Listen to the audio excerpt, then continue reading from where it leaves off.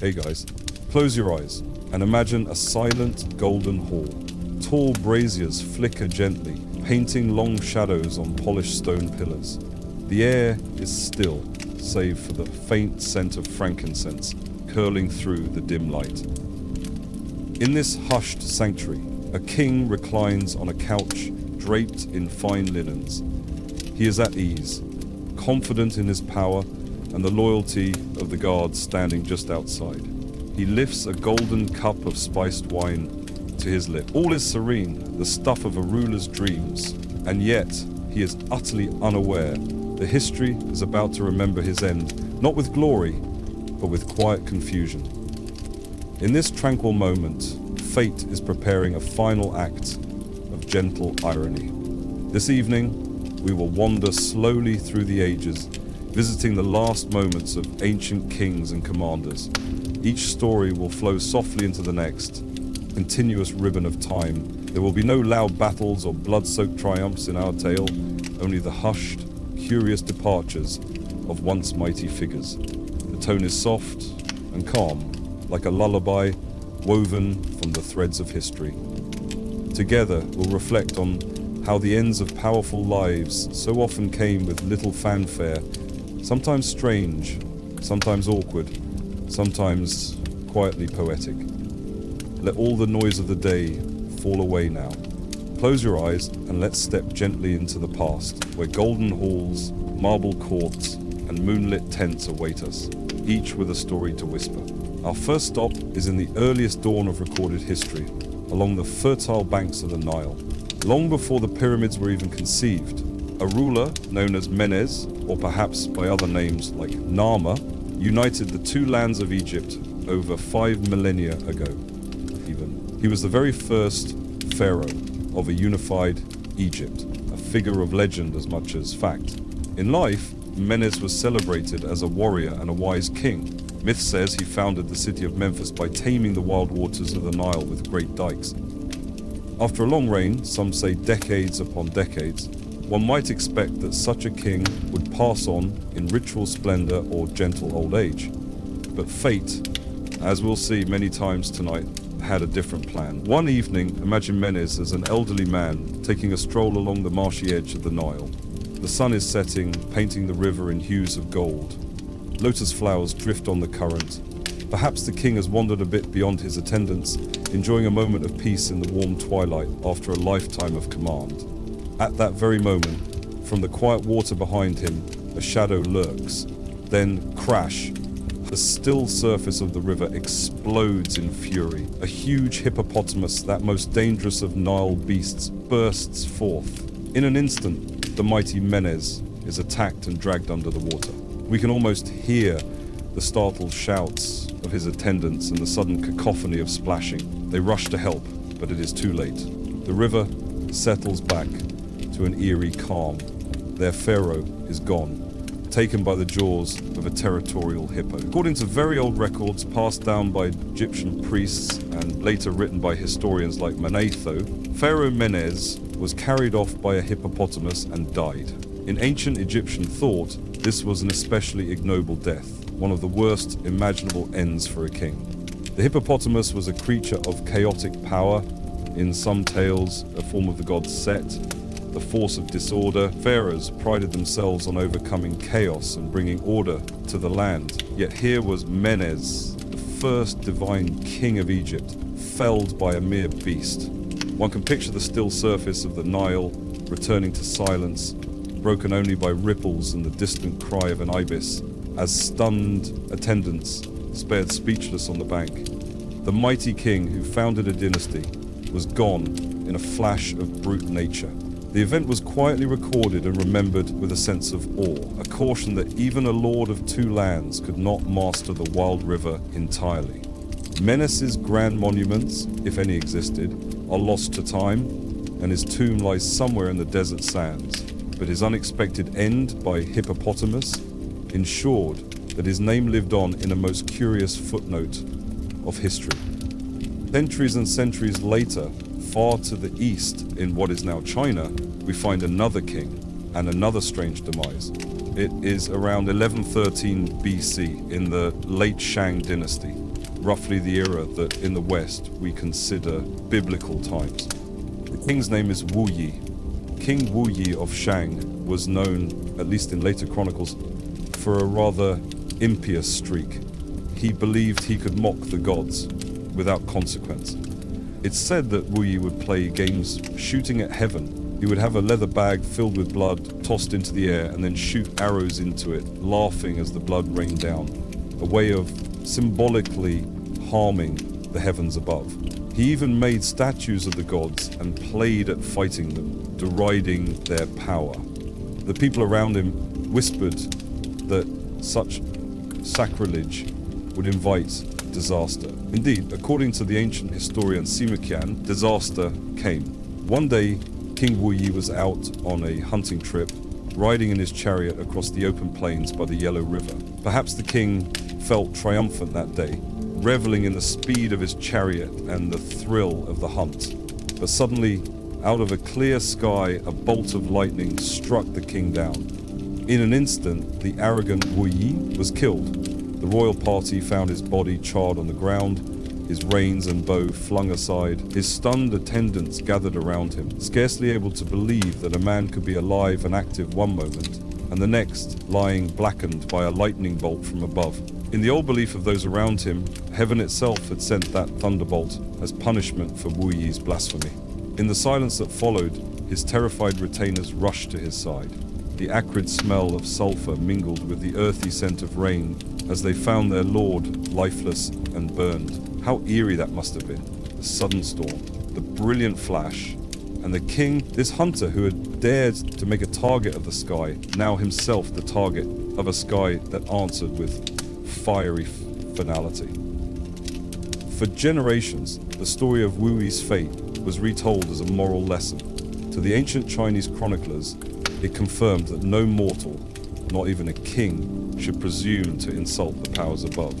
The mandate of heaven, which granted a rule of legitimacy, could just as swiftly be withdrawn, in Wu Yi's case with a deafening thunderclap on an open plain. And so, in their records, they noted that heaven slew him with a strike of thunder, and life moved on to the next king, with a cautionary tale etched into the collective memory. Now, let us journey to ancient Greece, a few centuries later, where an esteemed lawgiver's life ended in a gesture of excessive honor. In the 7th century BC, around the 620 SBC, the city of Athens was governed by a man named Draco.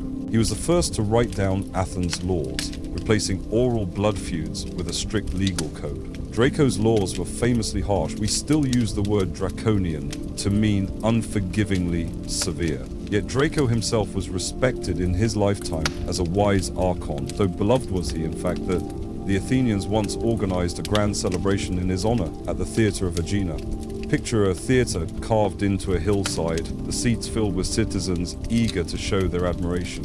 Draco, now an older man, takes the stage, or perhaps the open grounds of the theatre, to formally receive this outpouring of appreciation. In those days, it was customary, as a show of approval and love, for an audience to throw items of clothing, coats, hats, tunics, to literally cover a person with gifts. As Draco appears, the crowd erupts in cheers. To show how much they adore him, people begin flinging their soft cloaks and woven tunics toward him, piling the garments at his feet.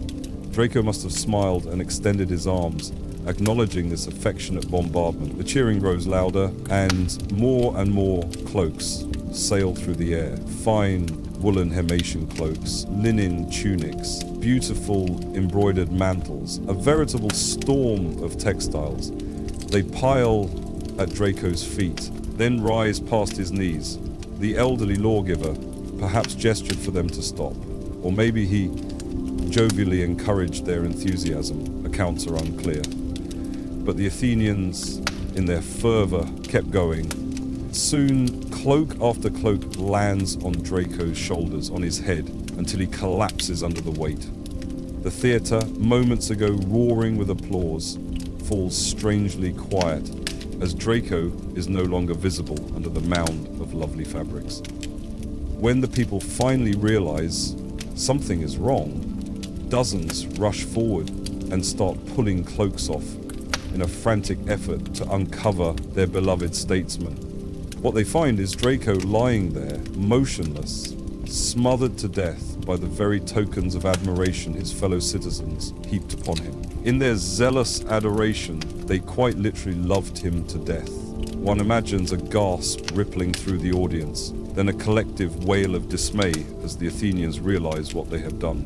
They held a funeral for Draco, right there in that theater in Aegina, grieving that their gesture of honor turned fatal. Generations later, the Greeks still recalled Draco's bizarre end as a poignant anecdote. There was no malice, no enemy at the gate, only an excess of esteem that proved as lethal as any sword. In that gentle tragedy lies a lesson about excess. Even too much honor can be perilous. In a reflective, almost tender way, Draco's death seemed to say that there can be a fatal toxicity in anything if given without limit, even in kindness. And so the word draconian, associated with his severe laws, gained an odd counterpoint, the story of Draco's gentle asphyxiation at the hands of a loving crowd. From Greece, we sail back to the east towards the cradle of China once more to find another ruler meeting an undignified fate. It is the spring and autumn period, roughly 6th century BC, in the state of Jin. The ruler is Duke Jing of Jin, and while his rule in the late 500s SBC was not particularly remarkable, the end of his life certainly was. The story, preserved in the ancient commentary of Zuo, is tinged with ghostly omens and dark humor. Duke Jing, it is told, had a nightmare one night. He dreamed that the spirit of a man he had wronged appeared, accusing the Duke of injustice and warning of doom. Greatly unnerved, the Duke summoned a soothsayer, a shaman, to interpret the dream. The shaman's reply was blunt. The dream was an omen that Duke Jing would not live to see the new wheat harvest ripen. This prophecy sent a chill down the Duke's spine. Determined to defy his fate, Duke Jing did something drastic. He executed the shaman who gave the prophecy, as if that could prevent it from coming true. We can imagine the uneasy atmosphere in his court after that, servants whispering that one cannot so easily slay a prophecy. Time passed, and Duke Jing did fall gravely ill. Yet when the wheat fields turned golden with the new season's crop, the Duke was still alive. Against all odds, he had survived to harvest time. Relieved and vindicated, Duke Jing ordered that some of the freshly harvested wheat be made into a porridge for him. He would taste the new wheat, a triumphant proof that the prophecy was false. To celebrate further, and perhaps despite the dead soothsayer's ghost, he called for that shaman's family and had them punished, since the prediction proved wrong. One can imagine Duke Jing, weak but proud, sitting down to enjoy a simple bowl of porridge made from the new grain, believing he had outwitted fate. He ate, perhaps with a satisfied smile. But later that day, a pain hit the Duke's stomach, a cramp, an urgent need. The freshly eaten porridge churned ominously inside him. Duke Jing felt bloated and uncomfortable, and hurried to relieve himself in the palace privy. In his weakened state, he tottered to the side room where the latrine was. In those days, essentially a raised wooden platform with a large hole opening to a pit below. The new wheat, alas, had done him no good. Suffering a bout of indigestion or intestinal distress, Duke Jing positioned himself over the cesspit. At that very moment, the wood beneath his feet, perhaps old or perhaps weakened by neglect, broke apart. The attendants outside heard a sudden crash and then a horrifying splash. Rushing in with torches, they realized to their horror that their ruler had fallen through the latrine hole and into the cesspit below. The smell was overwhelming, the scene unthinkable. Frantically, they lowered ropes or ladders into the pit and clambered down, managing at last to pull the Duke's sodden, filthy body out. But it was too late.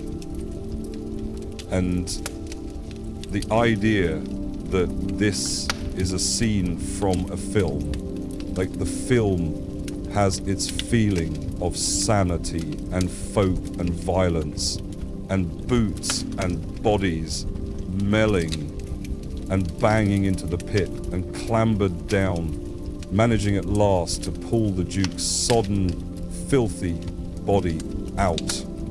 But it was too late. Duke Jing had drowned in the palace latrine, submerged in the dreadful filth beneath the bathroom floor. In that instant, the shaman's prophecy was fulfilled. The Duke indeed did not truly enjoy that year's harvest, surviving only long enough to taste it and meet his end in a manner as indignified as can be imagined. The courtiers could scarcely believe it. Their lord, who lived in a splendid palace and wielded great power, died an unmentionable death, more suited to a common drunkard or an unlucky servant.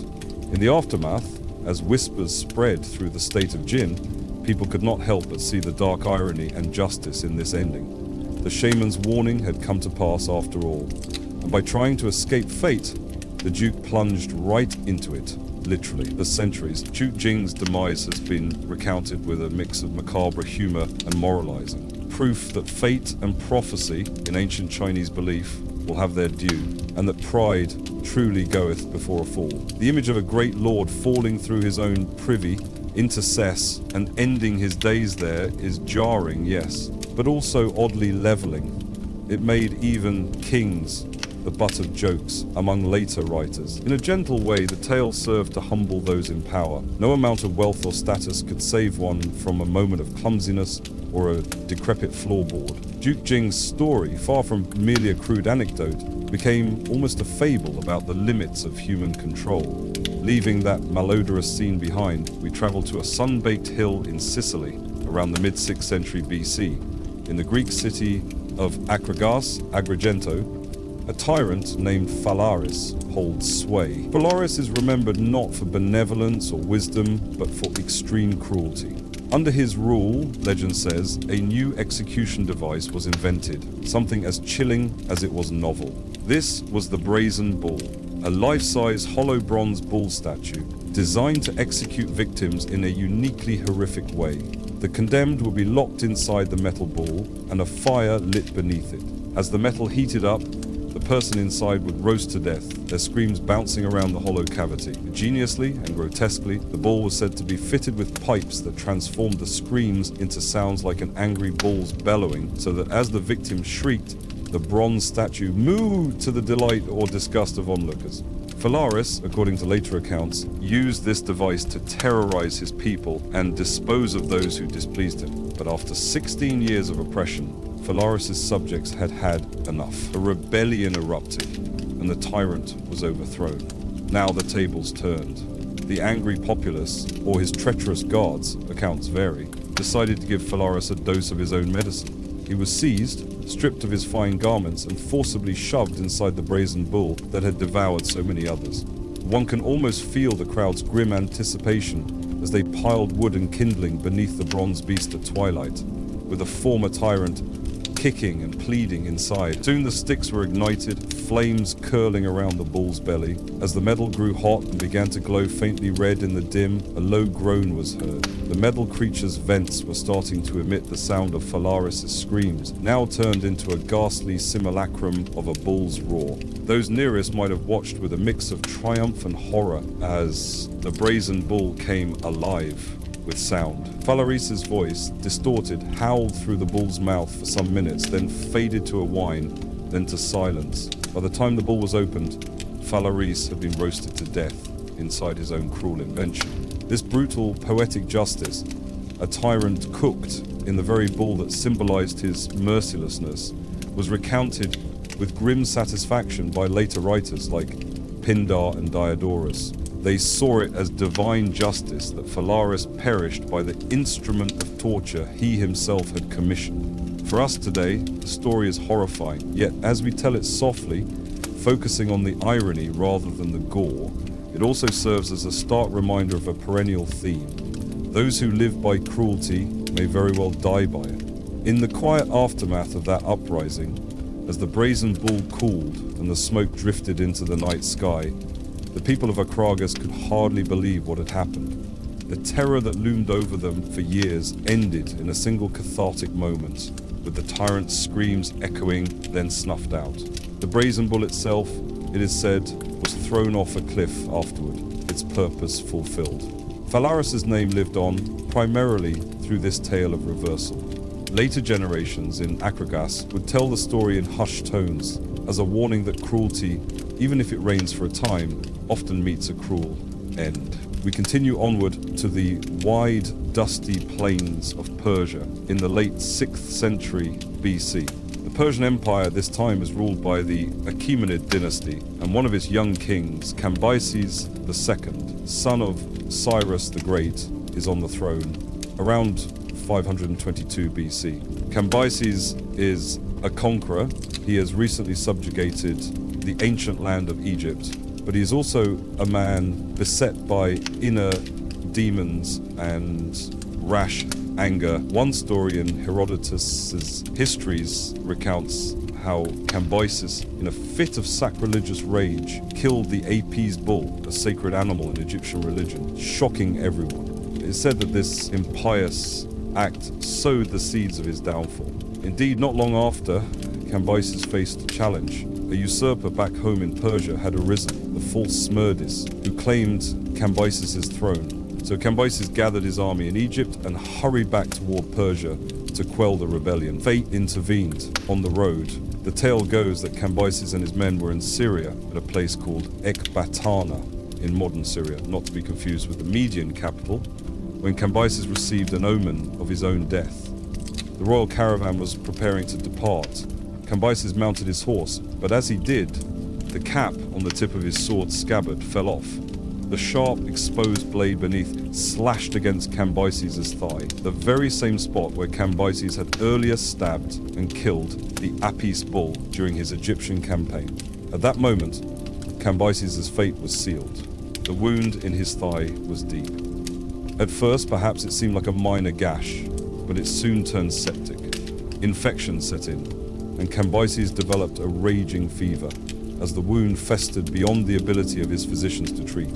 The great king's strength ebbed away day by day as gangrene took hold. Picture him in a royal tent under the harsh sun of the Syrian desert, lying on ornate cushions, his bronze armor set aside, as he realizes in bitter agony that he will never reach home to reclaim his throne. Cambyses, still a young man by modern standards, perhaps in his late 20s, can do nothing now but rage at his misfortune. Outside, the desert wind blows over the sand dunes, and the royal standards flap idly in the heat. Inside the tent, Cambyses is dying. Not on the battlefield in glory, not assassinated by a rival, but felled by a careless accident with his own sword. According to Herodotus, Cambyses, realizing he was doomed, asked for his closest officers and confessed that this was the punishment for his crime against the sacred bull. He understood the irony and divine retribution of the wound's location. Within days, Cambyses II passed away, leaving no heir. His followers quietly buried him and then hurried to deal with the political chaos that ensued back in Persia. Historically, Cambyses' death remains a bit mysterious. Some later sources even suggested he took his own life or was secretly slain, but Herodotus' version, the accidental self-stabbing, became the commonly told tale precisely because of its ironic and moral weight. The story of Cambyses' thigh wound strongly cautioned future generations about hubris and disrespect to the divine. In a larger sense, it echoed a motif we've already seen, the idea that great men might destroy themselves at the very point where they once offended the gods. For us, in our gentle exploration, the image of Cambyses alone in his tent at dusk, the light growing dim, and his life slipping away from an unforeseen mishap, underlines once more how the mighty can be brought low by the most mundane of events. The desert around his camp remains vast and indifferent, and by nightfall, when the stars come out, the young emperor is no more. His ambitious journey cut short by the sharp edge of fate and steel he happened to carry with him. And while Cambyses' end came by accident, another Persian royal soon met a deliberately inventive execution that was no less bizarre. We are now around 423 BC, in the aftermath of the death of King Artaxerxes I of Persia. A succession dispute has erupted among his sons. One son, Sogdianus, managed to seize the throne briefly, but another half-brother named Ochus, who would become Darius II, rebelled against him. When Ochus emerged victorious, he needed to dispose of Sogdianus. However, legend holds that Ochus had made an odd promise during negotiations. He swore that Sogdianus would not die by the sword, nor by poison, nor by hunger. A generous promise? Not quite. It left plenty of other methods. And so Ochus devised a particularly creative means to kill his rival without breaking his oath. Sogdianus was taken in chains to a remote location. A deep pit was dug and filled with cold ash, heaps upon heaps of fine grey ash from the Empire's many hearths. Perhaps. Then, in a grim ceremony, the defeated Sogdianus was lowered into this pit. We can imagine him realizing with terror what was happening as his feet sank into the soft ash. Soldiers or executioners began shoveling more ash down onto him. Sogdianus tried to resist, perhaps he clawed at the sides or begged for mercy, but the ash poured in relentlessly. Fine grains flowed into his nose and mouth whenever he opened them to gasp. He could neither stand nor lie down nor swim through that ever-thickening sea of ash. With each breath, he inhaled the powdery substance deeper. Slowly, silently, Sogdianus suffocated in that ashen grave, hidden from view as if the earth itself had swallowed him. Ochus kept his gruesome vow. His half-brother did not die by blade, nor poison, nor starvation, but by a method no one had thought to forbid. In the records of later Persian chroniclers, and in the sensational accounts by Greek sources, this unusual execution stood out. To the Persians, Sogdianus was a usurper who got what he deserved. To later moralists, the tale illustrated the devious cunning of power. For us, imagining this scene softly, it is a strangely quiet death compared to battles or assassinations. Just the endless pouring of ash, a muffled cry, and then nothing but a pit of grey where a man once stood. Ochus, who took the throne as Darius II, would reign without that troublesome brother. But one can't help but reflect how, in the pursuit of power, brothers found the most peculiar and horrifying ways to eliminate one another. In a broader sense, Sogdianus' end was a story about loopholes and cruelty, a dark lesson that the letter of a promise can be kept even as its spirit is trampled. It reminds us that in royal courts, even a compassionate-sounding oath can hide a death sentence.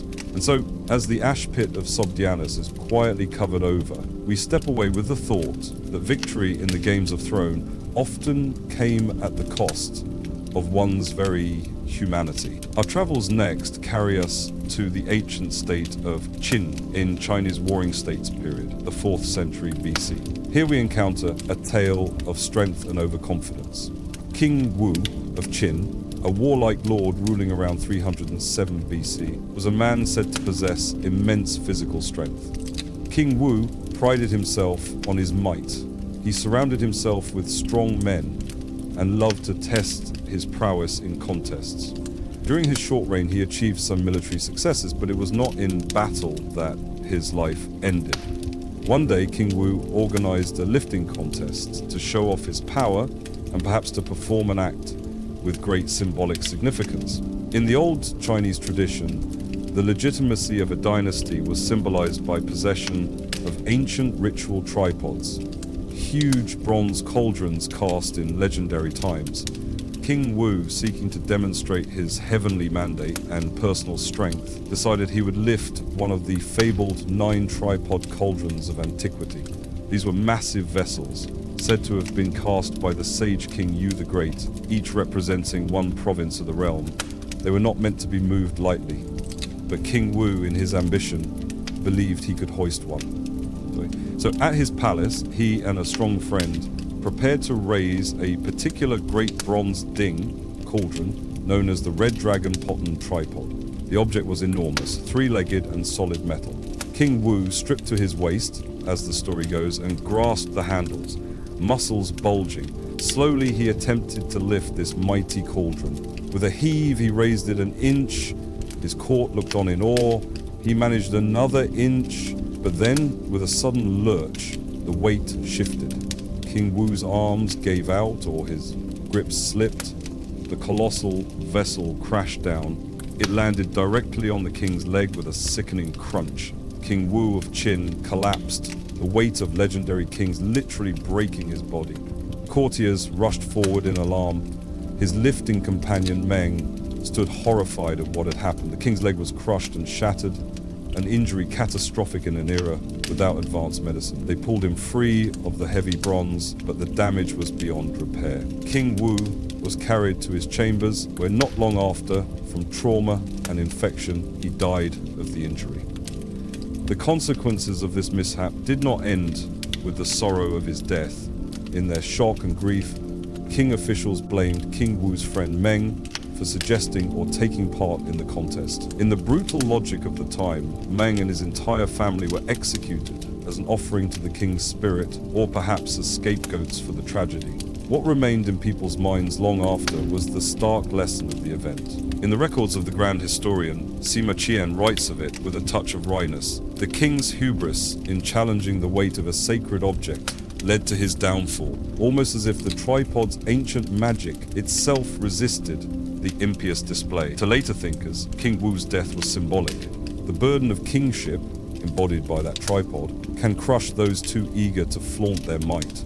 In more practical terms, it cautioned against reckless pride. For us, imagining the scene, there's a sense of tragic drama. A proud monarch lying on the palace floor, the great tripod he coveted at his side, and his life leaking away, while around him courtiers, who once cheered his strength, now tear their garments in despair. Outside, the 9 tripods of China's provinces stood immovable. And on that day, Qin lost a king because one of them had moved indeed. Now we find ourselves on a narrow street in the ancient Greek city of Argos in 272 BC. It's a chaotic scene. An unexpected street battle is raging at night. Torches flicker, swords clash, and cries echo off the stone walls of houses. Here fights King Pyrrhus of Epirus, one of the era's greatest generals, the very man who lent his name to the term Pyrrhic victory for his costly wins against Rome. After years of campaigning against Romans and others, Pyrrhus is now in Greece attacking Argos to aid one faction in a civic dispute. His military genius and ferocity are legendary. He at once nearly defeated Rome itself. But tonight, the fates have conspired against him. The city gates became jammed, his army is in disarray in the cramped streets, and reinforcements have not arrived. Amid the fray, Pyrrhus on horseback presses forward down a moonlit lane. Up ahead is a stout Argive soldier, a man of no great renown who finds himself face to face with the famous invader. They engaged briefly in combat, sparks flying from their swords. As Pyrrhus drives the man back toward a doorway, the soldier's mother, an elderly Argive woman, watches anxiously from a rooftop above. She sees her son about to be struck down by this fearsome king. Desperate to save her child, she snatches the nearest heavy object at hand, perhaps a roof tile or a piece of broken pottery, and with all her maternal fury, she hurls it down at the enemy below. In the dim light, this projectile strikes true. It hits King Pyrrhus on the head with a crack. The king reels in his saddle, dazed, his helmet knocked askew by the unexpected blow.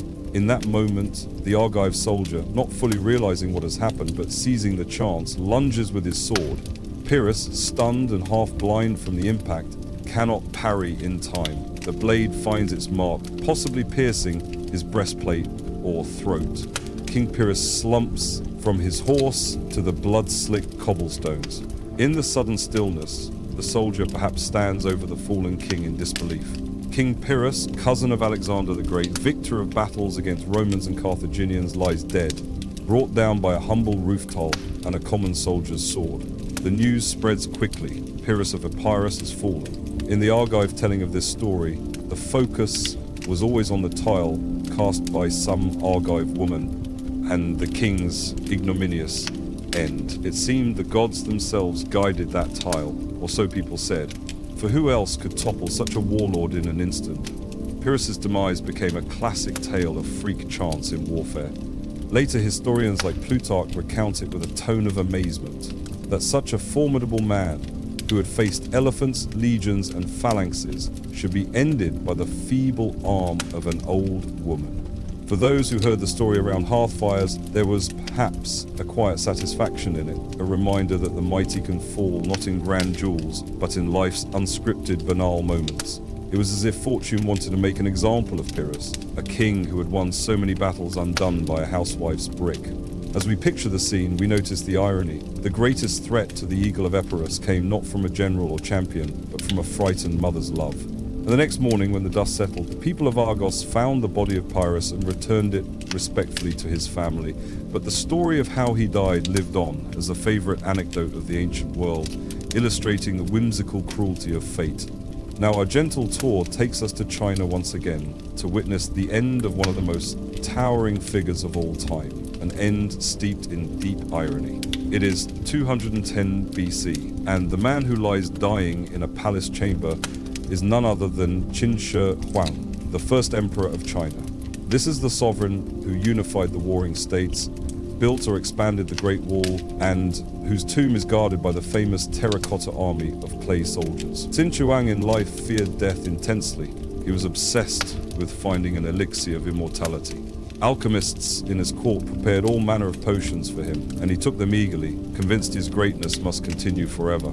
In particular, his alchemists gave him tiny pills or draughts containing mercury, believing, incorrectly, that this rare, mysterious liquid metal could prolong life or grant eternal youth. Of course, we know now that mercury is a deadly poison when ingested over time, slowly accumulating in the body. But Qin Shi Huang, desperate for any chance at everlasting life, kept consuming these immortality concoctions.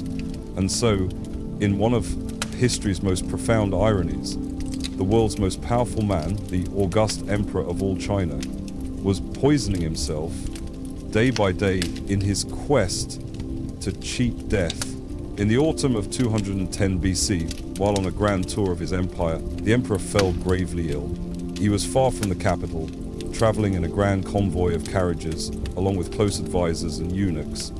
The pills and potions of the alchemists had accumulated in his system and likely caused severe organ failure. Mercury poisoning can bring tremors, confusion, and sickness. The first emperor, still only 49 years old, was dying. Envision his imperial carriage parked by the roadside somewhere in the rolling hills of Shakyu. Inside the curtained compartment, Qin Shi Huang lies on silk cushions, sweating, his once keen eyes dimming while anxious ministers hover. Outside, the cicadars buzz in the late summer trees, and the dusty road is lined with halting carriages. This greatest of emperor, the man who had conquered everything and feared nothing, now can't conquer his own mortality. He slips in and out of consciousness, perhaps mumbling about dreams of immortality that now seem laughably distant. Then, quietly, he passes away. The small cadre of loyal attendants around him are struck with panic and dread. The emperor's death, if known, could spark unrest across the vast realm. So they hide his death as best they can. The carriage's windows are sealed. They continue to travel as though Qin Shi Huang still lives, his carriage in the middle of the procession, heavily guarded. The late summer sun is unforgiving though, and the emperor's body soon starts to emit a telltale odor. According to later sources like Sima Qian, the quick-thinking chief eunuch and the prime minister resort to a ghastly trick. They place a large cart of salted fish just in front of the emperor's carriage, so that the strong, fishy smell might mask the scent of decay. For weeks, they maintain the ruse. The fish cart is replenished, and no one, not even the emperor's many sons trailing behind, is allowed near the imperial wagon. Ultimately, they manage to escort Qin Shi Huang's corpse back to the capital under this veil of secrecy. Only then is his death announced, and a carefully managed succession and some inevitable intrigue is carried out. Qin Shi Huang is laid to rest in the gigantic tomb he had spent decades preparing. A vast underground palace complete with rivers of flowing mercury, a bitterly ironic element for his burial considering Mercury had hastened his end. To this day, his tomb mound stands near Xi'an, unexcavated, partly because of those mercury rivers still emanating poison. And so, the man who wanted to live forever could not escape the ordinary fate of all humans. People in later ages, hearing of how he died from the very elixir meant to save him, found a somber comfort in the story. The symbolism was rich. Even the mightiest of kings can unknowingly author their own demise. And in Qin Shi Huang's case, his demise came quietly, in the back of a carriage smelling of fish, on a lonely road, far from the grand palaces where he surely imagined he would spend eternity. His life ended not in epic fashion, but in a slow, ironic poisoning that he himself unwittingly administered. If one listens carefully to history's echoes, there's a gentle sigh in that story, a reminder that control, no matter how absolute it seems, is often illusory. From the far reaches of the Chinese Empire, our path now brings us to the sun-scorched city of Alexandria in Egypt, in the year 30 BC. Here we find a queen, the last of a mighty dynasty, who chose to meet death on her own terms, in a manner both strange and poignant. Her name is Cleopatra VII, final ruler of the Ptolemaic kingdom of Egypt. Renowned for her intelligence, charm, and political acumen, Cleopatra famously entwined her fate with two of Rome's greatest figures, Julius Caesar and, later, Mark Antony. But after Antony and Cleopatra were defeated at the Battle of Actium, the Roman Octavian, the future Augustus, closed in to annex Egypt. Determined not to be paraded as a captive in a Roman triumph, Cleopatra resolved that she would take her own life. The manner in which she did so has become legendary. According to the most enduring accounts, from Plutarch and others, Cleopatra arranged to be bitten by a poisonous snake, commonly thought to be an asp, Egyptian cobra, for a quick and relatively peaceful end. Let us picture the scene in Cleopatra's dimly lit mausoleum chamber. The air is heavy with incense. Cleopatra, at 39 years of age, still regal and proud, is dressed in her royal robes one last time. Perhaps she wears her diadem. Perhaps the faintest smile plays on her lips, tinged with sadness. Two of her most loyal handmaidens remain beside her, tears in their eyes but prepared to follow their queen even now. A basket of figs is brought into the chamber by a peasant, concealing within it the deadly snake.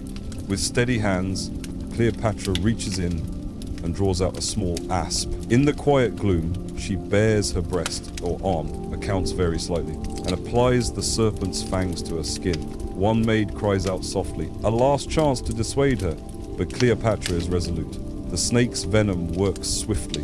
We can imagine Cleopatra reclining on a golden couch, a drowsiness overcoming her, the asp slithering at her feet. She likely felt little pain, perhaps just a numbness creeping through her. Outside the thick stone walls, Octavian's soldiers bang on the doors, for he had intended to capture her alive. But inside all is calm. Cleopatra's breathing slows. With a gentle sigh, she expires, her head resting to the side as though in sleep.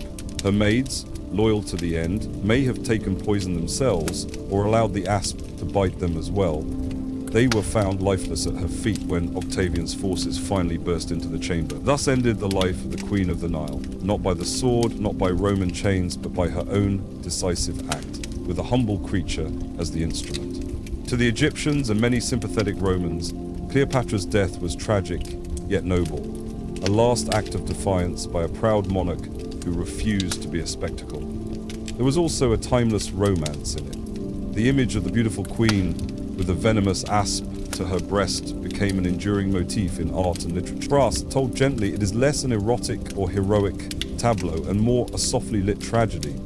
In that silent golden hall where Cleopatra chose to die, we feel the stillness of her resolve. The war and noise outside are shut out. One woman, in the final extremity, found a way to remain mistress of her fate, meeting death as she had lived, with courage and on her own terms. Not long after Cleopatra's time, another ruler in the nearby region met an end of ghastly physical torment that was extensively recorded and, like many others, interpreted as a dire divine punishment. We speak of Herod the Great, king of Judea in the 1st century BC. He died in 4 BC, just around the time of the birth of Jesus, whom later Christian tradition connects to Herod's reign. Herod is remembered in history as a complex and often cruel figure. He executed several of his own children and his beloved wife Mariamne out of paranoid suspicion. And the Gospel of Matthew infamously accuses him of ordering the massacre of infants in Bethlehem, an episode not confirmed by other sources but consistent with his ruthless reputation. After a long reign marked by impressive building projects like the Grand Temple in Jerusalem and bloody intrigue, Herod, in his late 60s, was struck by an agonizing illness. Flavius Josephus, the Jewish historian, gives a graphic account of Herod's final malady, and it is not for the squeamish. The king developed a terrible pain in his abdomen, difficulty breathing, and his body broke out in ulcerous lesions. He suffered intense itching, convulsions, and a gangrene-like infection in his private parts that produced worms. Yes, Josephus writes that maggots bred in Herod's flesh while he still lived. Modern scholars have speculated various diagnoses, perhaps chronic kidney disease and Fournier's gangrene, compounded by other infections, but whatever the exact cause, Herod's condition was clearly excruciating and made him stench-ridden and weak. For days, then weeks, Herod lingered in this state. Picture Herod in his lavish Jericho palace, the same man who once strutted in gold-embroidered robes before crowds, now lying on sweat-soaked sheets, his breath foul, his skin literally rotting in places. The courtiers and physicians attending him are helpless. Some turn away in disgust or weep at the sight. Herod, proud and furious, tries all manner of remedies. Legend even says he briefly attempted to take his own life with a knife in despair, but was stopped. It is a pitiful scene. Eventually, mercifully, Herod dies, consumed by disease and likely also by a broken spirit, as he reputedly realized too late the cruelty of many of his deeds. To the Jewish people and to early Christians who later read Josephus' account, Herod's horrible death was more than just a medical event. It was seen as divine retribution. Here was a king who, in their view, had defied the laws of God and man, slaughtered innocents, including members of his own family, and generally brought fear to his land. And he died in a manner as ghastly as any punishment one could imagine. Devoured by worms, as the Book of Acts later phrases a different tyrant's death, perhaps echoing Herod's. For us today, a man dying of an infected disease might not automatically carry moral meaning, but to ancient minds, Herod's fate was a moral tale. It whispered that earthly power is fleeting, and that a lifetime of sin may translate into an end of unspeakable misery. From a more human perspective, even beyond any moral, Herod's drawn-out death stands as a stark contrast to the power he wielded. There were no armies or decrees that could save him. The king who built cities and fortresses was ultimately reduced to a feeble, suffering old man who, like any common mortal, succumbed to pain and decay. It is a gentle reminder, if a rather visceral one, of the inherent frailty that even the mightiest persons cannot escape. For our next story, we turn to the Roman Empire's 1st century AD, where the line between life and death for emperors was often precarious. None more oddly so than for Emperor Tiberius in the year 37 AD. Tiberius Caesar, the stepson of Augustus, was by then an old man of 77, ruling as a dour and reclusive emperor from the luxury of his villa on Capri. He had outlasted many enemies and seemed almost begrudgingly destined to die of old age. Indeed, in March of 37, word went out to the Senate and the people of Rome, the emperor was dead. There was likely a mix of relief and celebration in Rome. Tiberius had been an effective but unpopular ruler in his later years, and many welcomed the accession of his charming young heir, Caligula. However, down in Campania, where Tiberius had been staying, an astonishing twist unfolded. In a villa at Misenum, Tiberius had indeed collapsed and appeared to stop breathing. His household, assuming him deceased, placed his body on a couch.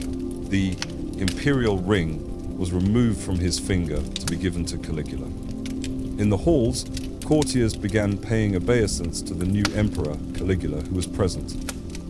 But as a historian, Tacitus or Suetonius later vividly recounted, while Caligula and the Praetorian prefect were already receiving congratulations, A servant suddenly reported a shocking event. Tiberius had woken up. The old emperor, once still and presumed gone, had started breathing again and even calling out for food or drink. This threw the inner court into a panic.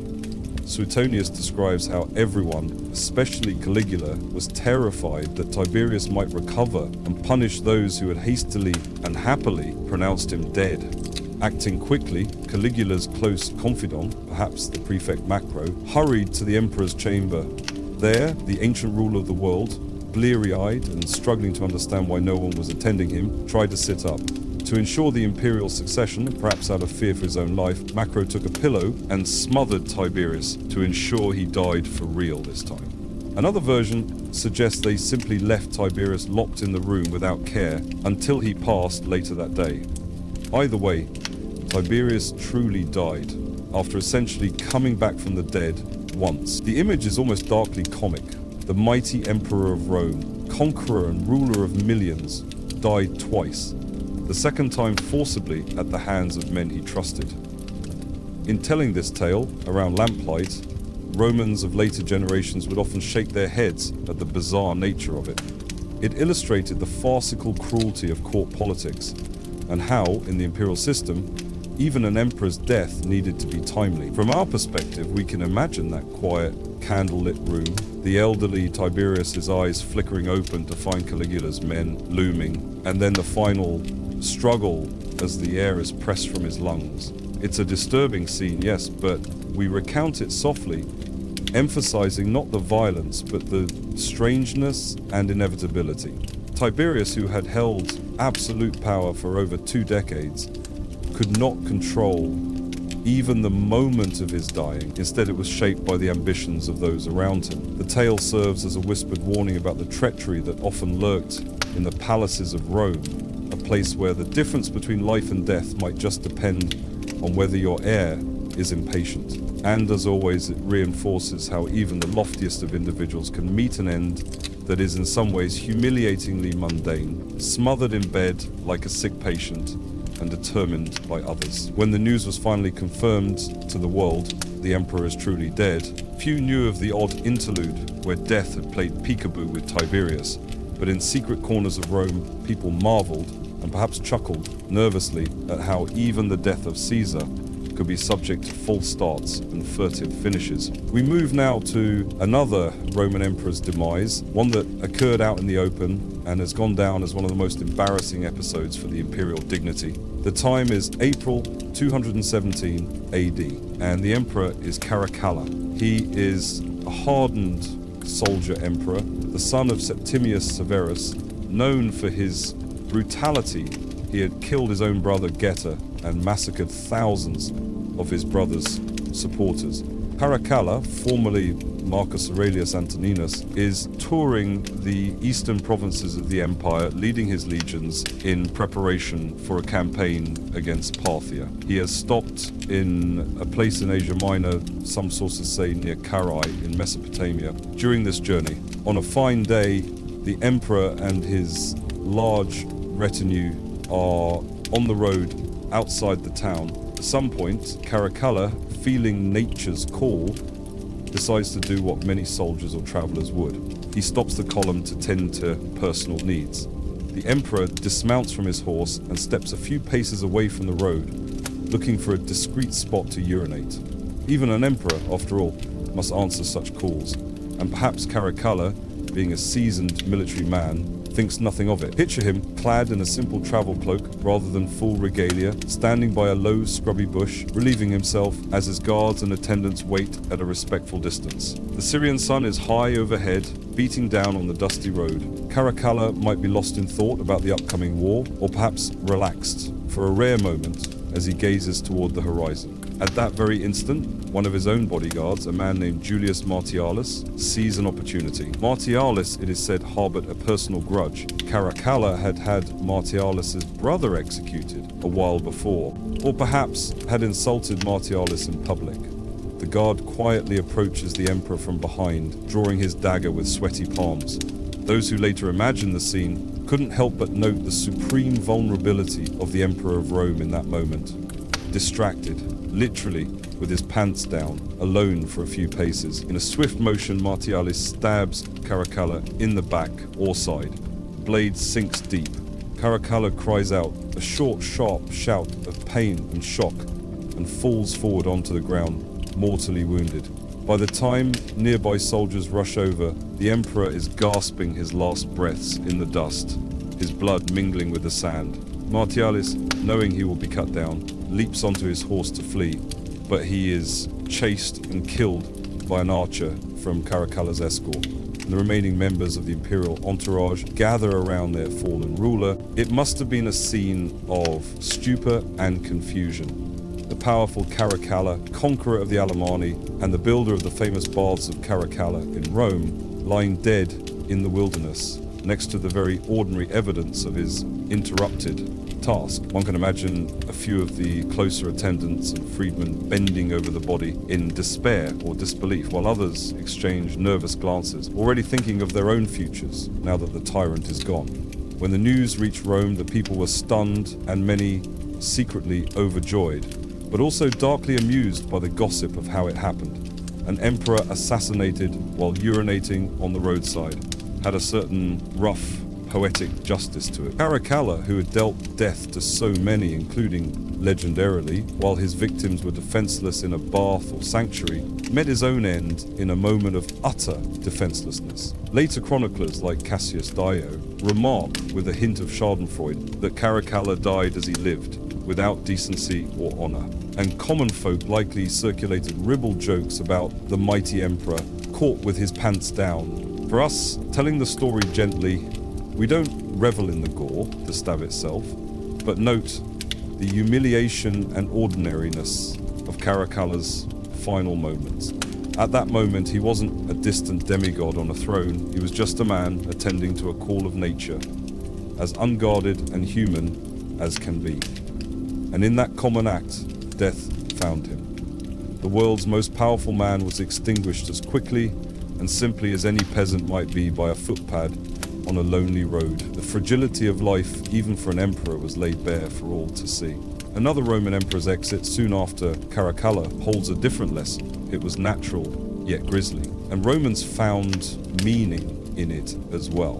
This was Galerius, one of the co-emperors in the Tetrarchy, who reigned from 305 to 311 AD. Galerius is remembered principally as a fierce persecutor of the early Christians. He enforced Diocletian's edicts to imprison clergy and compel sacrifices to the Roman gods on pain of death. For years, Galerius poured his energy into trying to extirpate the new faith. But, as Christian writers later told with evident satisfaction, he came to a horrific end that they believed was God's punishment for his cruelty. In 311 AD, Galerius, then in his 50s, developed an illness that was likely a form of cancer or necrotic infection in his lower abdomen. It started perhaps as an ulcer in the genitals or an inflamed colon, but it advanced rapidly and viciously. Lactantius, a Christian author of that time, describes how Galerius's flesh rotted with open sores down below, breeding worms, a description extremely similar to what befell Herod, which we have heard. The pain was excruciating and constant. Galerius reportedly howled for relief. His doctors tried everything, baths, poultices, surgeries, but nothing could halt the progression of the gangrene. The emperor's once stocky frame withered. He could hardly stand from the agony. An odor of decay hung about him, necessitating the burning of incense in his chamber. At last, in desperation, and perhaps fearing that the Christian god was indeed angry, Galerius issued an edict of toleration in 311, ending the persecution and asking Christians to pray for his recovery. Imagine that, the same Augustus, who earlier had demanded they be hunted, now humbly requesting their prayers. Such was the extremity of his suffering and fear. It was unprecedented and, one suspects, heartfelt in its panic. But the prayers, if offered, did not avail. Galerius died in May of 311 after a reign of 6 years as Augustus, and many years before that as Caesar. For the Christian community, This was nothing less than the hand of the Almighty at work. They drew direct parallels to the biblical smiting of evil King Herod. And even a share of Galerius's pagan subjects likely saw divine retribution, thinking maybe the gods had punished him for any excesses, or simply that fate had caught up with a harsh ruler. To the modern eye, Galerius probably succumbed to something like colorectal cancer, complicated by a horrible infection. But as we lull ourselves with these tales, we focus on the gentler reflection, how this once fearsome emperor, who commanded armies and terrified thousands, was ultimately laid low by tiny, unseen bacteria and his own mortal vulnerabilities. At the end of the day, he died not on a battlefield or in a palace coup, but in bed, attended by physicians holding their noses, in desperate need of mercy from even those he oppressed. It underscored a quiet theme that we've encountered time and again, the mortality of even the great and powerful, the way their bodies, like all bodies, can betray them. Galerius's edict of toleration, which granted respite to the Christians, was one tangible good that came from his suffering. Soon after, Constantine would issue the Edict of Milan, and Christianity's long night of persecution would end. In a subtle way, then, even Galerius's painful exit shaped history's course, illustrating how sometimes compassion and change spring forth at the bedside of a dying ruler discovering his own humanity in agony. Fast forward a few decades and the empire is divided again. In 364 AD, an emperor named Jovian briefly rules the eastern portion. He's a young man, just 32, a Christian who came to power amid military crisis, chosen by the army to replace Emperor Julian, who had died on a Persian campaign. Jovian is a soldier by background, rough around the edges but good-hearted. After negotiating a difficult peace with Persia, he leads the Roman army back home. It's February 364, bitterly cold in frontier Asia Minor, and Emperor Jovian and his entourage take lodging for the night in a small town called Dadastana. The event of his death is odd, only in how banal and avoidable it was. The emperor was put up in a fairly humble quarters.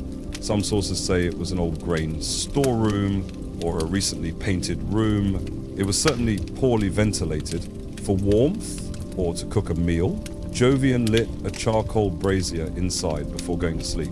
Additionally, the walls of the room had been freshly plastered or painted and were still drying, possibly giving off toxic fumes. During the dark winter night, while Jovian slept, the charcoal burned and consumed the room's oxygen, replacing it with silent, deadly carbon monoxide. No one outside heard any disturbance. The emperor simply slipped from sleep into death, breathing in the odorless poison from the brazier's smoke until his life gently winked out. By morning, when soldiers came to wake him, Jovian was found dead on his bed. No wound, no struggle, looking for all the world as though peacefully asleep. There were, of course, immediate whispers of assassination. Surely a healthy man did not just die like that. But no evidence of foul play surfaced. It appeared that in the most ordinary of mishaps, the leader of the known world had accidentally suffocated. His reign had lasted only 8 months. For the empire, it was a destabilizing shock. For the common folk, it was another reminder that emperors were startlingly like other people in the face of mundane hazard. One can imagine the scene as an anecdote passed along the roads and taverns. Have you heard? The new Caesar Jovian died in his sleep from those damned coals. Perhaps a traveller would shake his head and recall a similar incident in his own village, a family killed by heating coals in a closed room. It was that prosaic. The greatest man in the empire died as any poor charcoal burner might, with no distinction. The Romans took it almost as an omen, an emperor so transient that he perished in a night to invisible vapors. The story of Jovian's death, then, is quiet and unremarkable on its surface, but therein lies its power. It lulls us with the understanding that even in the silk and purple of an imperial bedchamber, one is not immune to the simplest dangers of life. The sentinel outside his door might guard against conspirators, but he could not guard against the smoke curling under it. In whispering about Jovian's fate, people likely felt a mixture of pity and that strange comfort that comes from knowing kings indeed die like the rest of us, it is an equalizing feeling. Jovian's body was taken, embalmed, and sent to Constantinople to be buried. His story now, a gentle caution against small fires in closed spaces and against the hubris of assuming tomorrow is guaranteed to anyone, emperor or no. Our wanderings now bring us to the twilight of antiquity, the 5th century AD, to witness the final moments of one of the era's most feared warlords. An event that, ironically, was as quiet as it was unexpected. In the year 453 AD, the Huns under King Attila were the terror of Europe. Attila, known as the Scourge of God by the panicked Romans, had spent the past decade pillaging the Eastern Empire and invading the West, collecting tribute and leaving ruin in his wake. He was a man so dreaded that just his nickname evoked apocalyptic fear among civilized folk. Yet, when death came for Attila, it came not on a battlefield amidst the clash of swords, but in the privacy of his tent on a night of celebration. That year, Attila decided to take a new wife, a young Gothic princess named Ildiko. He was already well into middle age, perhaps in his late 40s or early 50s, and had multiple wives and many children. But Ildiko's beauty charmed him, and he made her his bride. The wedding feast was a joyous affair by Hunnic standards. Lots of meat roasting on spits, goblets overflowing with wine and mead, music and boisterous revelry in the camp by a river. In what is now Hungary, Attila, delighted, drank heavily, late into the night, perhaps more heavily than he ever had, as he was known to usually be moderate in alcohol. In the early hours after the festivities, Attila retired with his new bride, Ildiko, to his large tent. The camp settled into the quiet of sleep, the fires dying down to embers. As Attila lay on soft furs, supine in a contented stupor from drink, something went wrong. Maybe the alcohol caused his blood pressure to spike, or maybe he had an undiagnosed condition. During the night, Attila suffered what modern scholars speculate might have been a nosebleed, or possibly an esophageal hemorrhage. Accounts vary. Because he was deeply asleep, some say unconscious from drink, he did not wake or instinctively tilt his head. The blood from his nose flowed backward into his throat. In his inebriated state, Attila inhaled and choked on this blood. Come dawn, the great Attila did not emerge from his tent. His soldiers, loyal but curious, grew concerned. Eventually a few dared to enter. Perhaps Ildiko herself screamed or called for help when she could not rouse her husband. There, in the half-light of the tent's interior, Attila was found dead on his bedding, with no wound on it. The new bride, Ildiko, was weeping beside him, unharmed but utterly mystified and scared. Attila's face was bloody. A thin stream of blood had dried from one nostril and across his beard. It appeared he had simply drowned in his own blood during sleep. The warriors outside could hardly believe their ears when they were told. The mighty Attila, the scourge who had challenged the Roman Empire and caused great cities to tremble, had died in the night not by sword or spear, but by something so banal as a nosebleed. The reaction in Attila's camp was an eruption of grief and ritual mourning. The Huns honored their fallen king with what historian Priscus describes as a strange lament. They cut their hair short and slashed their cheeks with knives, so that, as he writes, the greatest of all warriors should be mourned not by the tears of women, but by the blood of men. Attila's horsemen staged a grand funeral. According to legend, they put his body in a triple coffin, one of iron, one of silver, one of gold, and in the dark of night they buried him secretly. Some say a river was diverted so that the grave could be dug in its bed, then the waters were released back to conceal the tomb. Those who buried Attila were said to have been killed afterward to ensure the location would never be revealed, a brutal but not uncommon practice for the burials of great leaders in some nomadic cultures. Thus, Attila's final resting place remains unknown to this day. The significance of his death was not lost on contemporary observers, including the Romans. The Gothic historian Jordanes, writing a century later, remarked on the capriciousness of fate, that Attila, who had slain so many and seemed invincible in battle, died without wound. The natural world succeeded where armies had failed. In Christian Rome, people whispered that it was divine intervention, that God had removed Attila to save Rome from destruction, since Attila died months after turning back from his campaign in Italy. For us, thinking of it softly, Attila's death epitomizes the idea that in the end, even the fiercest of warriors is only flesh and blood. He controlled vast territories and terrified thousands, but he could not control a simple bodily function during sleep. The contrast between his fearsome life and anticlimactic death is almost gentle in its irony. We imagine that silent night in the king's tent, the flicker of a single oil lamp, Attila drifting off with a contented smile and then quietly slipping away. The silence only broken in the morning by the hushed sobs of a bewildered bride and the rising wails of his shocked men outside. Attila's empire did not long survive him. His sons quarreled and were defeated within a couple of years of his passing. So in a sense, his unusual death marked not only the end of a life, but the end of an era of Hunnic dominance. And it happened without the clang of swords, but in the soft, unremarkable hush of a summer night. Leaving the Hunnic camps behind, we set our eyes northward, toward the misty Isles of Scotland in the late 9th century, circa 892 AD. Here, among Viking chieftains and wild moors, we find a tale that is almost darkly comical in its twist.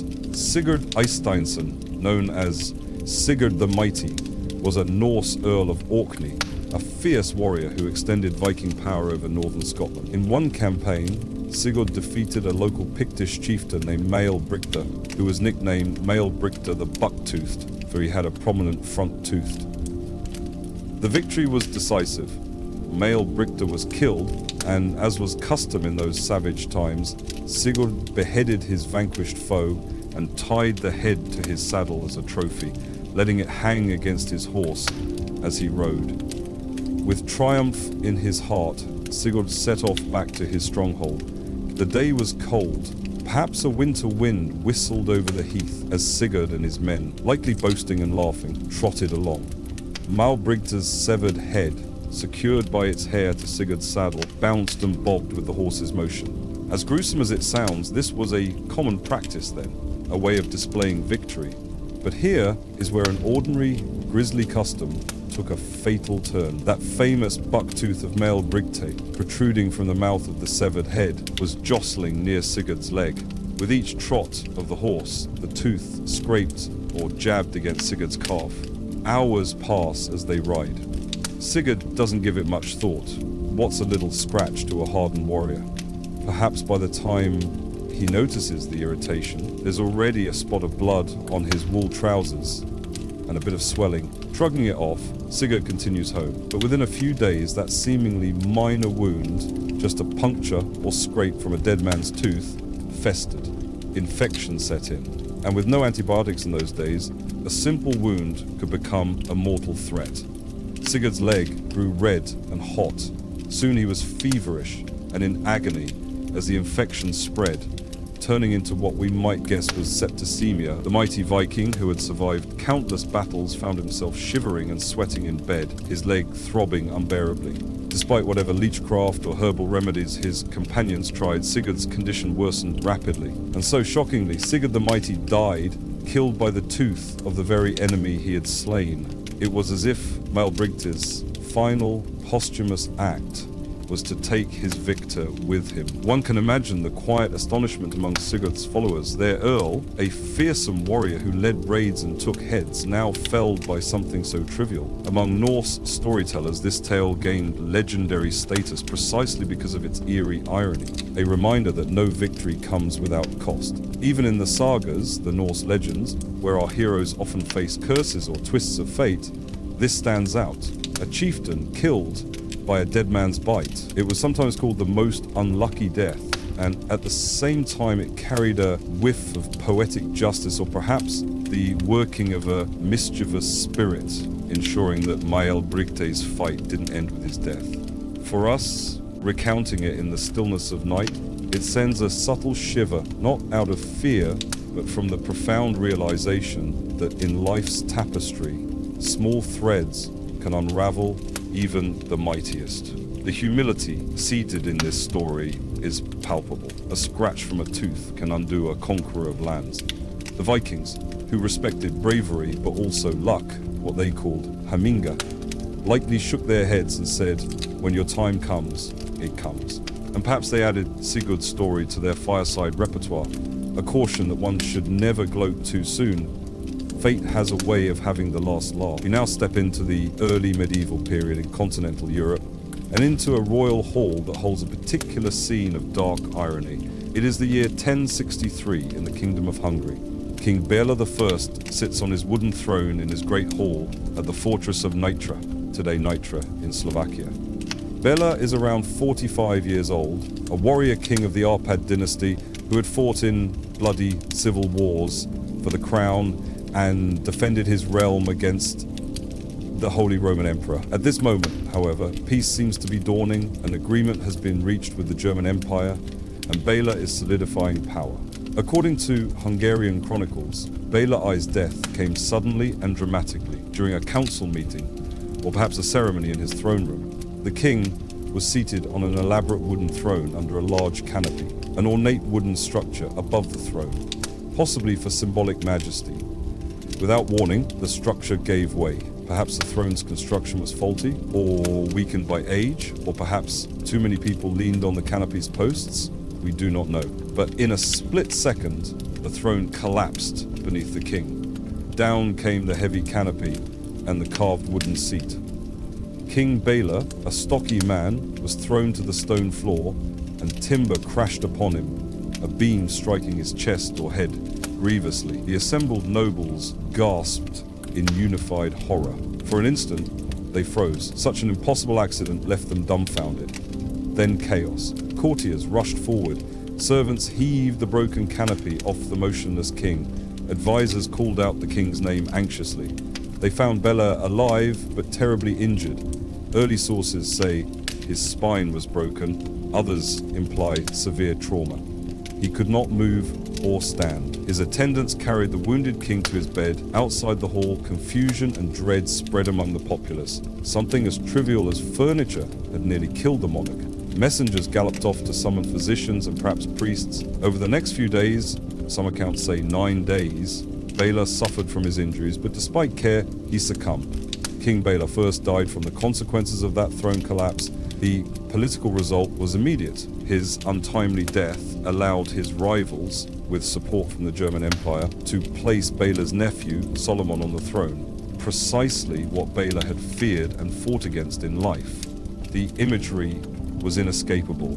King literally brought down by his throne. Hungarian chroniclers saw omen in it. Was it the weight of kingship that killed him? Or the powers above withdrawing the support, literally, from under him? They recorded the event with a sense of wonder and gloom. After all, Bela was a capable, strong king. He'd survived battles, rebellions and exile, only to be killed by a chair. In retelling this quietly, we might find a trace of that same melancholic wonder. Imagine the throne room just moments before the accident. Sunlight filtering through high windows, illuminating dust motes in the air. King Bela in the middle of serious council deliberations, leaning forward perhaps, and then an almighty crack, a cry, an abrupt darkness and wreckage. Is there not a symbolic resonance?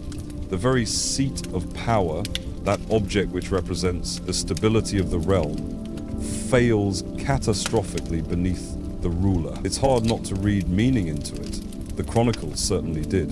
For the common people of Hungary, the story perhaps served as a sober reminder of the fragility of even the mightiest structures, be they thrones or the bodies of kings.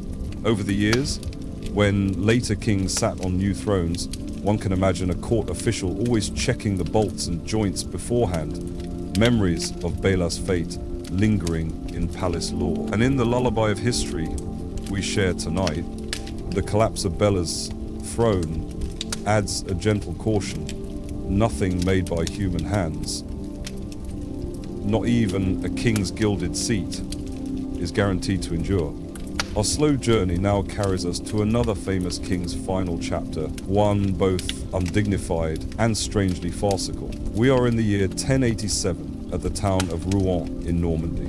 The king in question is William the Conqueror. the very man who won England at the Battle of Hastings in 1066 and became its first Norman king, William I. After 2 decades on England's throne, William, now in his 50s, had grown portly. He found himself in 1087 back in France, warring against the King of France, Philip I, who had made a mocking jest about William's weight. Determined to prove he was not sluggish, the stout William led an attack on the French town of Mantes.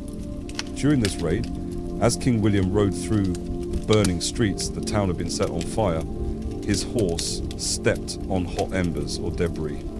The animal reared unexpectedly. William, who had been an athletic, lean man in youth but was now quite heavy, lurched in the saddle. At that instant, the hard pommel of the saddle, some accounts say it was a metal knob, rammed violently into William's abdomen.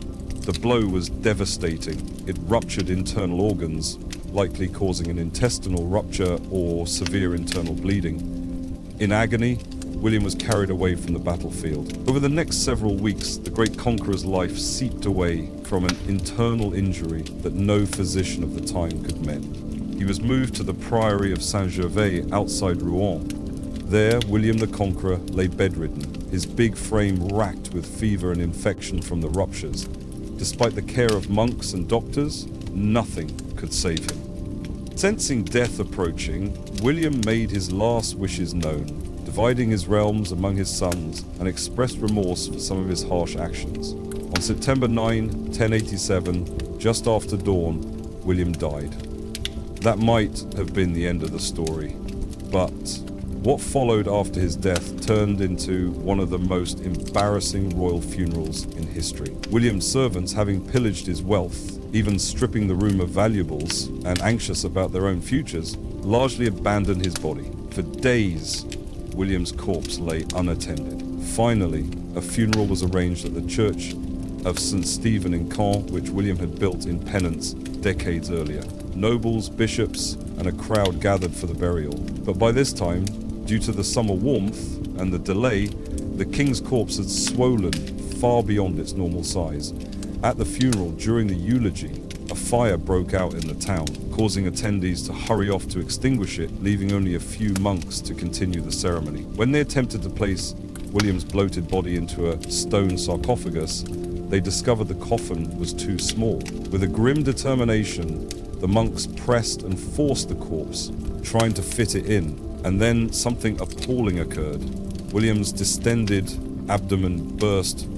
A putrid stench filled the church as the king's body literally split open, releasing foul gases and fluids that had built up inside. Mourners recoiled in horror, some retching or covering their faces with cloth. The few who remained rushed through the rest of the prayers as quickly as possible, desperate to escape the vile odor emanating from the shattered coffin. Thus, the great William, who in life had bestridden kingdoms, was in death reduced to a source of disgust, his body unable to be contained even by his stone tomb. The chronicler Orderic Vitalis recorded this scene with obvious revulsion, and it has echoed down the centuries as a cautionary anecdote on mortalities. For the people of that time, there was a kind of dark poetic justice noted. William, who had inflicted so much damage on others' homes, even his death was caused by burning a town, had, in the end, caused a literal stink in God's house. And more generally, it was a stark reminder that even the bodies of kings decay and bloat if left unattended. The common fate of all flesh. In our gentle telling, we shy away from vivid gore, but the essence is not lost.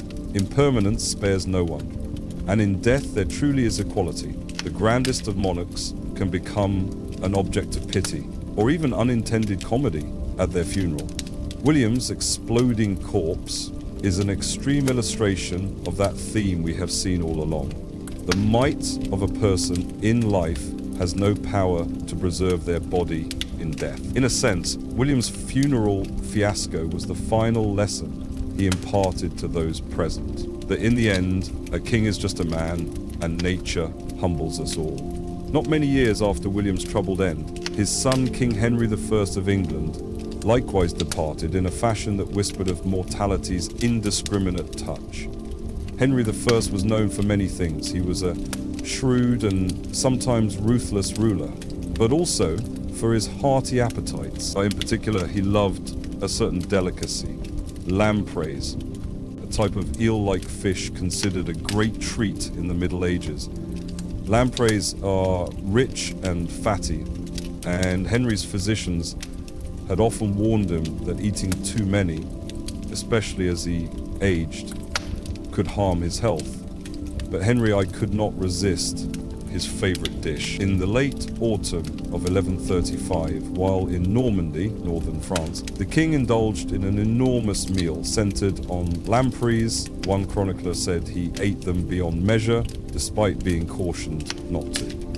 The next day, Henry fell violently ill. It's described as a sudden digestive collapse, likely a severe case of food poisoning or a gastrointestinal infection, perhaps from over-rich food, or even something like dysentery exacerbated by overeating. The king's condition deteriorated quickly. Medieval sources might say he was struck by a surfeit overabundance of lampreys that mortally chilled his blood. Modern interpretation suggests Henry developed acute gastroenteritis, leading to dehydration and organ failure. Over the course of a week, the man who once bestrode kingdoms was confined to his bed, racked by diarrhea, abdominal pain, and a high fever. The physician's potions and bleedings did nothing. King's strong frame grew weak. By December 1, 1135, King Henry I died, essentially from eating too much of his favorite food. It was a quiet passing in a Norman castle, overshadowed soon by the succession crisis that ensued. Henry's death, without surviving sons, led to a period of civil war known as the Anarchy. But in the folktales and anecdotes of the time, Henry's manner of death lived on as a simple phrase. A surfeit of lampreys entered legend as an example of fatal gluttony. People noted, with a mixture of amusement and concern, that a great king, victor of battles and builder of monuments, like London's Westminster Hall, could meet his end because he wouldn't push away the dinner plate. As for Henry's body, that too faced an undignified challenge. Due to the difficulty of transporting it back to England in winter, those attending him had his corpse embalmed in a most peculiar way, by disemboweling it and preserving it with salt and wrapped in oxhide. Even so, when Henry's body eventually crossed the Channel and made the journey to its burial at Reading Abbey, it emitted a foul odour, as recorded by monks. It seems almost every aspect of poor Henry's death underscored the earthly reality of flesh. For us, recounting it gently, we take a softer lesson: moderation. The mighty Henry, who once ruled both England and Normandy efficiently, failed to rule his own appetite, and that proved his undoing.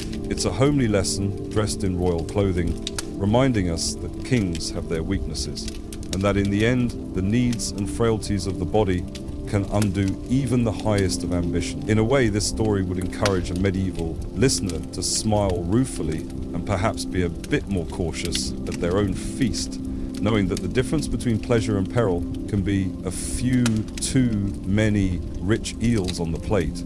Looking back over this long gallery of royal endings, we can discern how people throughout history tried to find meaning in the way powerful figures died.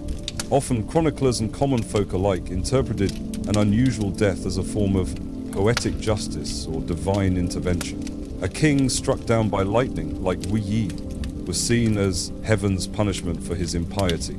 An emperor ravaged by worms and rot, like Herod or Galerius, was taken as a sign of the god's wrath for his cruelty. When Cambyses accidentally stabbed himself in the same spot he had sacrilegiously stabbed a sacred bull, observers nodded at the eerie coincidence. To them, this was no coincidence at all, but the universe balancing accounts. Draco's smothering under gifts showed that even excessive love could become lethal, an almost moral fable about moderation. We saw how the manner of each death often carried a symbolic resonance. King Wu of Qin was crushed by the very cauldron that symbolized imperial power, as if to warn against overconfidence in one's strength. Duke Jing fell into the cesspit precisely after defying a prophecy, a neat, if ghastly fulfillment of foretold fate. Valerian's humiliating capture and rumored fate, being used as a footstool or having molten gold poured down his throat, provided a cautionary tale for Romans about the fortunes of war and the pride that precedes a fall.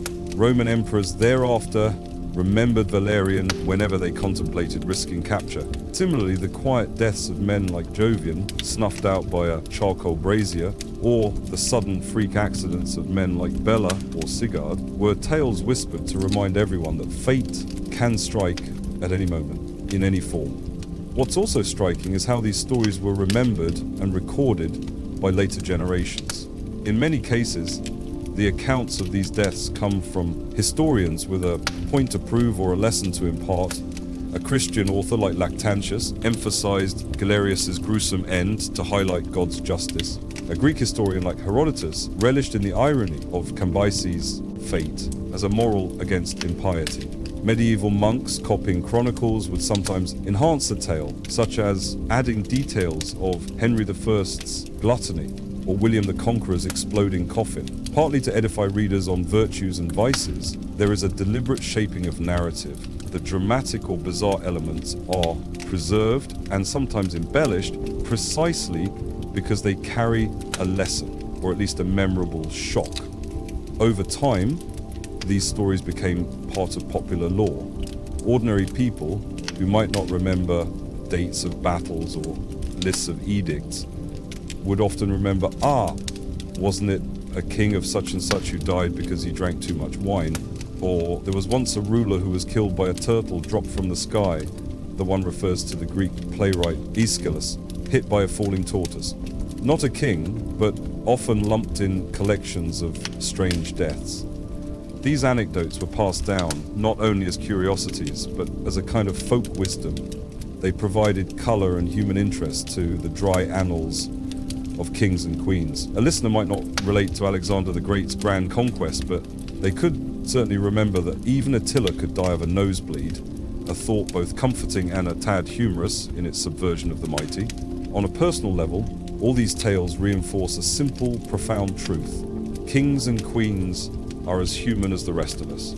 They get headaches and tummy aches. They can slip on a wet floor or choke on a bite of food. We've seen emperors needing a moment of privacy by the roadside, with fatal results, and queens calmly preparing poison to escape humiliation. We've seen warriors succumbing to tiny infections and lawgivers to heaps of clothes. Each story strips away the armor of majesty and shows the fallible flesh beneath. In a way, these accounts would elicit not only shock or laughter in those who heard them, but perhaps empathy and reflection. The end of Attila, that fearsome scourge, alone in his tent, possibly never realizing what was happening as a blood vessel in his nose burst, has a melancholy gentleness to it when the fury is removed. The quiet passing of Jovian, so far from home in a modest room, reminds us that the line between sleep and death can be thinner than we think. Even the death of Cleopatra, by her own hand with an asp, has a serene dignity to it. In the stillness of that mausoleum, away from the clamor of the world, these moments of vulnerability highlight what all humans share. The mightiest ruler and the meekest peasant. In the end, their hearts stop beating and their bodies grow cold. It's a unifying realization. Apart from being morbid, it can be oddly comforting. No matter how towering someone may seem in life, they are bound by the same natural laws and cycle of life that we all are. As we lie here in the modern quiet, reflecting on these vignettes of long ago, we can almost feel a kinship with those past souls who witnessed or whispered about these royal deaths. Across thousands of years, people have found a kind of solace, or at least fascination, in the idea that power does not exempt one from life's. A poor farmer in medieval England, upon hearing of King Henry's gluttonous end, might have felt a bit less bitter about his own lot, chuckling that even the king can dig his grave with his teeth. An ordinary Roman merchant, learning of Caracalla's ignoble assassination, might have shaken his head in pity and in relief that he himself lived a life too low for such high drama, perhaps resolving to be kinder to his own bodyguard or to avoid angering those close by. These stories became part of a collective inheritance, teaching subtle lessons about humility, Draco's death by kindness for instance, about moderation, Henry's lampreys, or Wooey's hubris, about accepting fate, Duke Jing or Cambyses or Sogdianus, and sometimes they simply taught that despite all our plans, life can have the final, unforeseen say, so we'd best not take ourselves too seriously. History's tapestry holds countless such threads. For every tale we recounted in detail, there are others only whispered about. A medieval king allegedly murdered by a fiendishly cruel method involving a red-hot iron. Some say this of England's King Edward II, though the truth remains in dispute. A duke said to have been drowned in a barrel of his favourite wine, the fate attributed to George, Duke of Clarence in the 15th century. An empress rumoured to have been strangled by a silk cord in a palace conspiracy. Some of these accounts may be apocryphal or exaggerated by time, born from the malice of enemies or the imagination of storytellers. Yet the fact that people told and believed these stories reveals a deep human fascination with the idea that the end of a life reflects something about that life. We delight, sometimes grimly, in finding poetic or ironic endings for those in high places, as if each larger-than-life figure must meet a death that feels fitting in narrative terms. The truth of each matter is often lost to time or buried under layers of legend, but the tales themselves live on, passed down as cautionary tales or curiosities that ensure these rulers are remembered in an unexpected way. In that sense, even a long-dead king or queen achieves a kind of unwitting immortality, not in the grand epics of conquest they might have wished for, but in the humble human anecdotes that make us shake our heads and perhaps gently smile at the thought. As we conclude our storytelling, imagine walking through that grand, dimly lit gallery of paintings we spoke of, each capturing one of these final moments. We paused before each scene. We saw the pharaoh by the Nile with the looming hippo, the Greek lawmaker beneath a heap of cloaks, the Chinese duke plummeting in shock, the cruel tyrant screaming inside his bronze bull. We witnessed a Persian king clutching his wound in the desert, a usurper disappearing under ash, a proud Qin warrior crushed by a cauldron, and a Greek conqueror felled by a tossed tile. We beheld an emperor poisoning himself for immortality, and a queen calmly applying an asp to end her life. We saw a Judean king writhing in cursed pain, and a Roman emperor awakening from death, only to be forced back into it. We saw a warlord on his wedding night lying still, and a Viking chieftain unknowingly succumbing to a small wound. We notice a Byzantine emperor dragged by a stag through green woods, a Hungarian king brought low by his collapsing throne, and a Norman conqueror's body bursting before his mourners. All these visions have passed before us in this hushed gallery, each bathed in the soft glow of hindsight and legend. Now, the lights in this imaginary hall begin to grow dimmer, and we step back from these scenes with a soft sigh. The overall feeling is not one of horror or mockery, but of contemplative calm. Each story, in its own curious way, has reminded us of the gentle truth that runs through all history, that mortality is the great equalizer, binding us all, rulers and common folk alike, in its inevitable embrace. The hour is late now. The golden hall we imagined at the beginning, that silent hall where a king relaxed, unseeing of his fate, stands silent once more. Its king, whichever king you fancy it was, has long since departed, leaving only echoes in the dark. We have journeyed far across time and space tonight, yet without ever leaving the cozy safety of our present moment. Our eyes have grown heavy with the images of ancient nights and final breaths. Perhaps as you drift to sleep, you'll wander those halls again in a dream, gently nodding to the ghosts of emperors and kings who learnt, each in their own quietly startling way, that in sleep or accident or sudden twist of fate, they were as human, as fragile as any of us. So, as you settle into slumber, take comfort in the stillness that equalizes us all. The stories of these curious, humble endings have been like a soft lullaby from history, reminding us that all towering figures eventually lay down their crowns and crests. In that thought, oddly enough, there is peace. The world can be unpredictable. Fortunes rise and fall. Events take strange turns. But at day's end, kings and commoners alike find rest under the same stars and meet the same destiny of night. Sleep now, with these old tales laid to rest behind us. Know that even in the grandest annals of power and might, each life closes its eyes to meet the unknown, just as you will do now. There is nothing to fear in that. It is the most natural thing in the world. Let the silent procession of history's kings and queens continue their gentle march through time, and let yourself be carried softly along with it into a deep and restful sleep. Good night and sweet dreams.